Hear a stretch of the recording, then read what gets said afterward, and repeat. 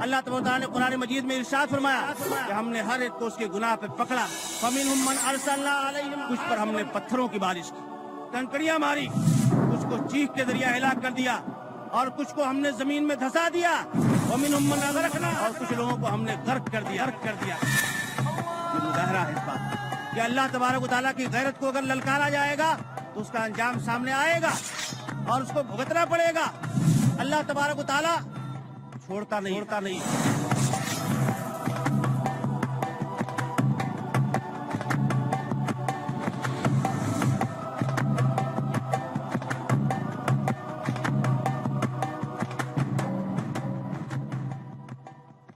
اللہ کے نبی نے فرمایا کہ میرے صحابہ مجھے مشورہ دو, سامنے بڑا لشکر ہے, کیا کہوں میں؟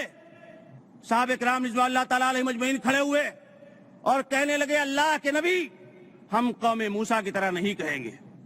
ہمارے پاس تلواریں نہیں ہیں, ہمارے پاس نیزے نہیں, ہمارے پاس زرہ بختر بھی نہیں ہے, ہمارے پاس سواریاں بھی نہیں ہے, ہمارے پاس ایمان ہے اور اس کے تقاضے ہیں, اور ان تقاضوں پر آپ دیکھ لیں گے کہ اگر آپ ہمیں برق الغماد تک جانے کا حکم دیں گے تو اے نبی ہم قوم موسیٰ کی طرح یہ نہیں کہیں گے کہ آپ اپنے رب کو لے کر جائیے. ہم مرد میدان ہیں, ہم آپ کے آگے بھی لڑیں گے, آپ کے پیچھے بھی لڑیں گے, آپ کے دائیں بھی لڑیں گے, آپ کے بائیں بھی لڑیں گے. اطاعت و فرما برداری کی مثال قائم کی صحابہ کرام رضوان اللہ تعالیٰ علیہ مجمعین نے.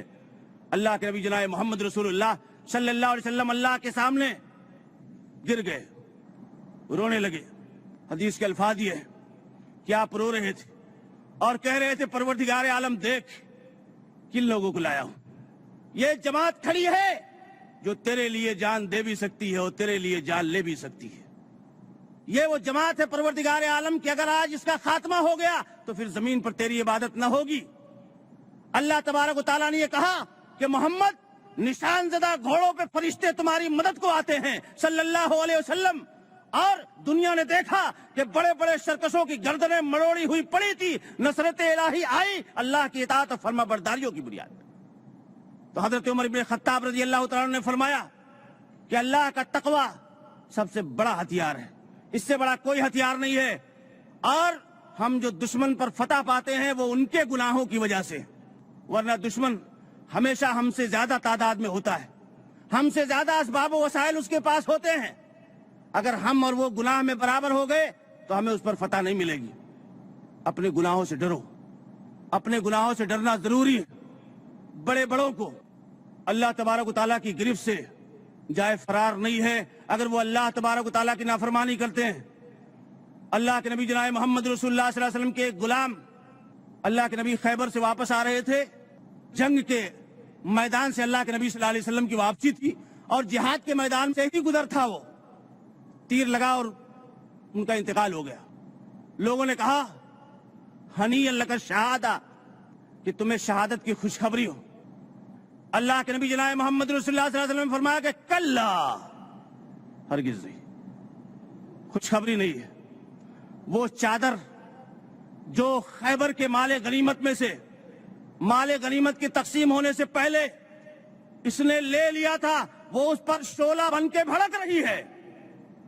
بڑے بڑوں کو جب وہ اللہ کی نافرمانی پر آئے تو جائے پناہ نہیں. اللہ کے نبی جناب محمد رسول اللہ صلی اللہ علیہ وسلم نے ایک آدمی کو دیکھا جنگ کے میدان میں کہ بڑی بہادری کا مظاہرہ کر رہا ہے, لیکن نبی کائنات علیہ الصلوۃ والسلام نے فرمایا کہ یہ جہنمی ہے. بات جذبات سے نہیں بنتی, اطاعت الہی اور اطاعت رسول ہر بات میں ضروری ہے, اور اپنے آپ پہ کنٹرول رکھنا, اللہ اس کے رسول صلی اللہ علیہ وسلم کے احکام کے اپنے آپ کو تابع بنا دینا, یہ اللہ کو مطلوب ہے. ورنہ نیکیاں بھی برباد ہو جاتی ہیں۔ حضرات گرامی، حدیث کے الفاظ یہ ہیں کہ لا یترک شاذۃ ولا فاذۃ الا ضربہ، کوئی آدمی اس کے ہاتھ سے بچ کے نہیں جاتا تھا، ایسا بہادر تھا اور ایسے جیالے پن کا مظاہرہ کر رہا تھا۔ ایک صحابی پیچھے لگ گئے کہ اللہ کے نبی نے ایسی بات کیوں کہی؟ بالآخر نتیجہ یہ نکلا کہ ایک زخم اس کو آیا اور زخم کی شدت کو برداشت نہیں کر سکا تو تلوار کھڑی کی اور اپنے آپ کو اس پر گرا دیا اور خودکشی کر کے مر گیا۔ اخلاص ضروری ہوتا ہے۔ اللہ تبارک و تعالیٰ بے نیاز ہے، اللہ تبارک و تعالیٰ کو کسی کی پرواہ نہیں ہے، وہ بہت بڑا مہربان ہے۔ اگر کوئی آدمی ایک بالش قریب آتا ہے تو ایک ہاتھ آتا ہے، لیکن اگر کوئی ذرا بھی بے نیازی اور عجب اور کبر کا مظاہرہ کرتا ہے تو اس کی گردن مڑوڑنے میں بھی اللہ تبارک و تعالیٰ دیر نہیں کرتا۔ اللہ تبارک و تعالیٰ نے قرآن مجید میں ارشاد فرمایا کہ فَكُلًّا أَخَذْنَاهُ بِذَنبِهِ، کہ ہم نے ہر ایک کو اس کے گناہ پہ پکڑا۔ فَمِنْهُمْ مَنْ أَرْسَلْنَا عَلَيْهِمْ حَاسِبًا، کچھ پر ہم نے پتھروں کی بارش کی، کنکڑیاں ماری۔ وَمِنْهُمْ مَنْ أَخَذَتْهُ الصَّيْحَةُ، کچھ کو چیخ کے ذریعہ ہلاک کر دیا۔ وَمِنْهُمْ مَنْ خَسَفْنَا بِهِ الْأَرْضَ، اور کچھ کو ہم نے زمین میں دھسا دیا۔ وَمِنْهُمْ مَنْ أَغْرَقْنَا، اور کچھ لوگوں کو ہم نے غرق کر دیا۔ یہ مظاہرہ ہے اس بات کا کہ اللہ تبارک و تعالیٰ کی غیرت کو اگر للکارا جائے گا تو اس کا انجام سامنے آئے گا اور اس کو بھگتنا پڑے گا۔ اللہ تبارک و تعالیٰ چھوڑتا نہیں ہے۔ جو آدمی سرکشی پر آمادہ ہوتا ہے، جو بغاوت پر آمادہ ہوتا ہے، اس کو سزا دی جاتی ہے۔ ہاں، جو انابت کی راہ سے آتا ہے تو اللہ تبارک و تعالیٰ 99 اور 100 آدمیوں کے قاتل کو بھی معاف کر دیتا ہے۔ مشہور واقعہ ہے، اس کی تفصیل میں نہیں جاؤں گا، آپ نے بارہا سنا ہوگا۔ لیکن اللہ تبارک و تعالیٰ کو سرکشی پسند نہیں ہے۔ اللہ کے نبی فرماتے ہیں کہ پچھلی امتوں میں ایک آدمی تھا اور اس نے یہ کہا، ایک آدمی کو مخاطب کرتے ہوئے کہ انا فلان ابن فلان ابن فلان ابن فلان ابن فلان، 9 آدمیوں کا نام گنایا، اپنے باپ داداؤں اور پرکھوں کا، کہ میں فلاں ہوں، فلاں ابن فلاں ہوں۔ اور من انت لا بالک، او بن باپ کے تو کون ہے، تیری کیا حیثیت ہے؟ اس آدمی نے اپنی مالداری پر، اپنی طاقت پر، اپنے بڑے اور پرکھوں پر بڑا کبر اور نخوت کا مظاہرہ کیا اور ایک غریب آدمی سے پوچھا کہ تیری کیا حیثیت ہے؟ اس آدمی نے یہ جواب دیا کہ انا فلان ابن اسلام، میں فلاں آدمی ہوں، فلاں آدمی کا بیٹا ہوں اور ہم سب اسلام کے بیٹے ہیں۔ اللہ تبارک و تعالیٰ نے اس زمانے کے نبی کو وہی بھیجی کہ جہاں بتا دے بڑے پرکھوں کے نام پہ دادا گیری کرنے والے کو اور کبر کا مظاہرہ کرنے والوں کو کہ جن 9 لوگوں کا نام تو نے گنایا ہے وہ سب کے سب جہنم میں، اور تو 10واں بھی ان کے ساتھ جہنم میں ہے، اور جو یہ اسلام کا بیٹا ہے، اسلام جنت میں اور یہ بھی جنت میں۔ اللہ تبارک و تعالیٰ کبر کو پسند نہیں کرتا، ظلم کو پسند نہیں کرتا، بے حیائی کو پسند نہیں کرتا۔ آج لوگوں میں خیانت اور ظلم اور بے حیائی اور دنیا کی ساری برائیاں عام ہوتی جا رہی ہیں۔ آج فطرت کے خلاف لوگوں کا مطالبہ ہو رہا ہے۔ لوگ مطالبہ کر رہے ہیں کہ نعوذ باللہ من ذالک، مردوں کو مردوں کے ساتھ شادی کرنے کی، عورتوں کو عورتوں کے ساتھ شادی کرنے کی اجازت دی جائے۔ اور حیف تو یہ ہے کہ آج لوگ بیویوں کا تبادلہ کر رہے ہیں، نعوذ باللہ من ذالک۔ اللہ کے نبی جناب محمد رسول اللہ صلی اللہ علیہ وسلم نے فرمایا تھا، اور آپ نے سچ فرمایا تھا، کہ میری امت کے لوگ یستحلون الحیرہ والحریر، شرمگاہوں کو اور ریشم کو حلال کر لیں گے۔ آپ نے فرمایا تھا پچھلی امتیں آخر ہم سے آپ سے کیا کم تھی؟ کیا ان میں گورے لوگ نہیں تھے؟ کیا ان میں پیسے والے لوگ نہیں تھے؟ کیا ان میں طاقت والے لوگ نہیں تھے؟ ہم سے زیادہ پیسے والے، ہم سے زیادہ صلاحیت والے اور ہم سے زیادہ طاقت والے تھے۔ ینحتون من الجبال بیوتا، وہ پہاڑوں میں تراش تراش کے گھر بنایا کرتے تھے۔ اللہ تبارک و تعالیٰ نے ان کو قوت بازو عطا فرمائی تھی، لیکن ان کے اوپر پتھروں کی بارش ہوئی، ان کو پانی میں غرق کر دیا گیا، ان کو چیخ نے ہلاک کر دیا۔ تو نبی کائنات کا فرمان ہے کہ اس امت میں بھی پتھروں کی بارش ہوگی، اس امت میں بھی چہرے بدل دیے جائیں گے، اور اس امت کو بھی زمین میں دھسا دیا جائے گا۔ یہ سارے مصائب اور ساری پریشانیاں اور ساری مشکلات اس امت پر بھی آئے گی۔ حضرت عائشہ صدیقہ کائنات رضی اللہ تعالیٰ عنہا نے پوچھا تھا ایسے کسی موقع پر کیا نہلکو فینا الصالحون، اے اللہ کے رسول کیا ہم میں نیک لوگ ہوں گے تب بھی ہم ختم ہو جائیں گے؟ اللہ کے نبی صلی اللہ علیہ وسلم نے فرمایا کہ نام اذا ظہر الخبث، جب برائی عام ہو جائے گی۔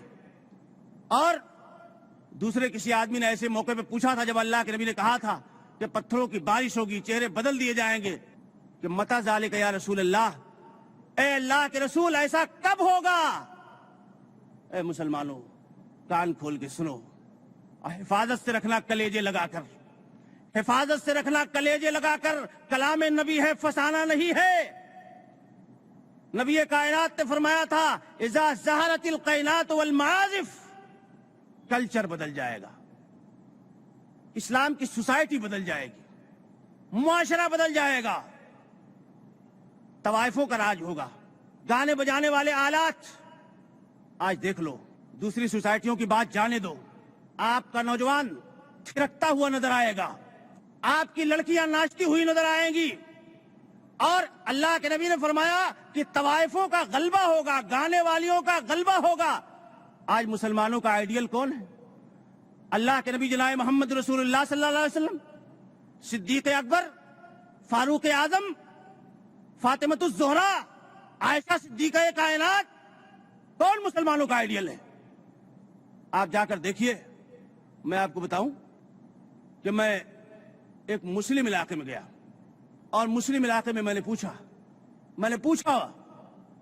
نوجوانوں سے پوچھا، اور ان نوجوانوں سے پوچھا جو مسجد میں تھے، اور ان نوجوانوں سے پوچھا جو انگریزی بھی پڑھنا جانتے تھے، کہ تمہاری نگاہ میں تمہارے ہیرو کون ہے، تمہارے بطل کون ہے؟ تو ان نوجوانوں نے جواب دیا تھا کہ آج تو ہمارے ہیرو اور ہمارے آئیڈیل بطل سلمان خان اور شاہ رخ خان ہیں۔ ان سے میں نے پوچھا کہ طلحہ کو جانتے ہو، زبیر کو جانتے ہو؟ کہا نہیں جانتے۔ آج آپ کا نوجوان طلحہ کو نہیں جانتا، زبیر کو نہیں جانتا، عبد الرحمن ابن عوف کو نہیں جانتا، اور یہ ساری دنیا کے ناچنے گانے والوں کو جانتا ہے، اور ان کو اپنا آئیڈیل مانتا ہے۔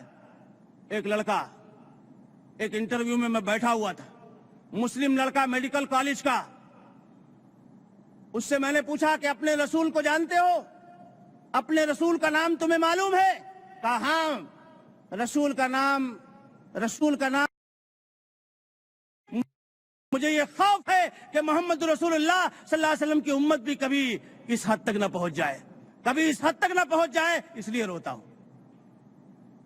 آج بڑے بڑے مشورے ہمیں ہمارے لیڈروں سے ملتے ہیں، ہمارے واعظین سے ملتے ہیں، لیکن ہمارے سامنے کامیابی کا، نجات کا، اللہ کی رحمت کا صرف ایک راستہ ہے۔ میرے بھائیوں، اس حقیقت کو سمجھو، اور دنیا کی کوئی طاقت ذلت سے اٹھا نہیں سکتی ہے۔ اللہ تبارک و تعالیٰ نے قرآن پاک میں فرمایا کہ من یہن اللہ فما لہ من مکرم، اللہ رسوا کرنے پر آمادہ ہو جائے اس کو عزت دینے والا کوئی نہیں۔ حضرت عمر ابن خطاب رضی اللہ تعالیٰ عنہ کو یاد کیجئے۔ یہ عمر ابن خطاب ہیں جو حضرت حذیفہ رضی اللہ تعالیٰ عنہ کو بلا کر پوچھتے ہیں کہ حذیفہ تمہیں اللہ کا واسطہ ہے، تمہیں اللہ کے نبی نے منافقوں کی فہرست بتائی تھی، وہ جس کے ایمان کی صداقت کی گواہی نبی کائنات علیہ الصلوۃ والسلام نے دی، اور جو صدیق اکبر کے بعد فاروق اعظم تھا، اس کے دل و دماغ کا احساس دیکھو کہ وہ پوچھتا ہے حذیفہ تجھے اللہ کے نبی نے منافقوں کی فہرست بتائی تھی، کہیں اس فہرست میں عمر ابن خطاب کا نام تو نہیں؟ عمر ابن خطاب کو یہ خطرہ ہے، اپنے ایمان کے باوجود، اپنی نمازوں اور اپنے تقوی کے باوجود یہ خطرہ ہے کہ کہیں عمر کا شمار منافقوں میں نہ ہو جائے۔ حضرت حذیفہ کہتے ہیں نہیں امیر المومنین، آپ کیا بات کرتے ہیں، اللہ کی قسم آپ کا نام اس میں شامل نہیں ہو سکتا۔ یہ عمر ابن خطاب ہے، انہوں نے فرمایا تھا اے مسلمانوں، ہمارے لیے لمحہ فکریہ ہے، ہمارے سامنے کتاب اللہ ہے، ہمارے سامنے سنت رسول اللہ ہے، ہمیں ضابطہ دیا گیا زندگی کا، ہمیں ڈسپلین عطا کیا گیا، اللہ تبارک و تعالیٰ نے ہمیں ڈسپلین دیا ہے۔ آپ دیکھیے کہ عمر ابن خطاب رضی اللہ تعالیٰ عنہ کو بیت المقدس کے عیسائیوں نے یہ شرط رکھی کہ اگر تمہارا مسلمانوں کا امیر ہمارے پاس آئے گا تو بغیر لڑے بھیڑے کنجی تمہارے حوالے کر دی جائے گی۔ حضرت ابو عبیدہ رضی اللہ تعالیٰ عنہ نے خط لکھا کہ امیر المومنین، یہاں کے پادریوں کا یہ کہنا ہے کہ اگر تمہارا بادشاہ یہاں آتا ہے تو ہم بغیر لڑے بھیڑے وہ کنجی اس کے حوالے کر دیں گے، آپ آ جائیے۔ امیر المومنین آتے ہیں اور کس شان سے آتے ہیں؟